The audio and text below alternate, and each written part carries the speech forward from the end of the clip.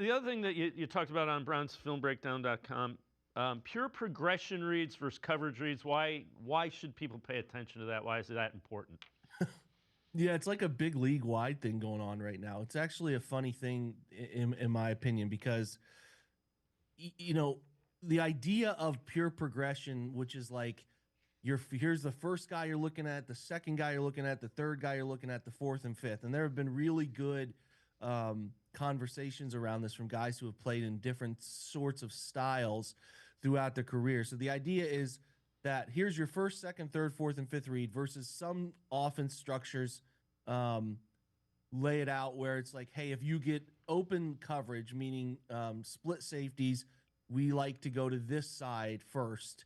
If it's closed coverage, if it's single high safety, we like to go to this side first. Well, Kirk Cousins did a good job of laying out why that is something teams have moved away from.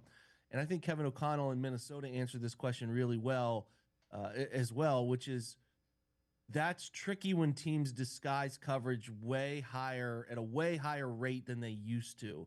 And some of this is like dependent on the team you're playing. Some teams give you a look in their coverage, look pre-snap, and they're sticking with it, right? The Browns are a pretty good example of this. They don't really move their coverage off of what it looks like pre-snap. They just basically say we're better than you and we're going to try to find a way to beat you with what we do predictably, right? But there are some teams and there's more volume of this than there used to be who like to hide disguise coverage. So a lot of teams have gotten away from split coverage stuff where it's like, hey, if it's cover one, we're going to go this way. If it's cover two, cover four, we're going to go this side. And they're saying, hey, let's identify our 1, 2, 3, 4, 5, but you're really identifying based on the coverage that you think it's going to be, the leverage you think it is to one side, what you're eliminating first and getting to first, second, and third. So I wrote about it. There's some really good conversation from Cousins, Josh Allen, and then Kevin O'Connell does a great job, and Wes Phillips, who's the OC in Minnesota. And then Tommy Reese talked about it yesterday, too, of just like,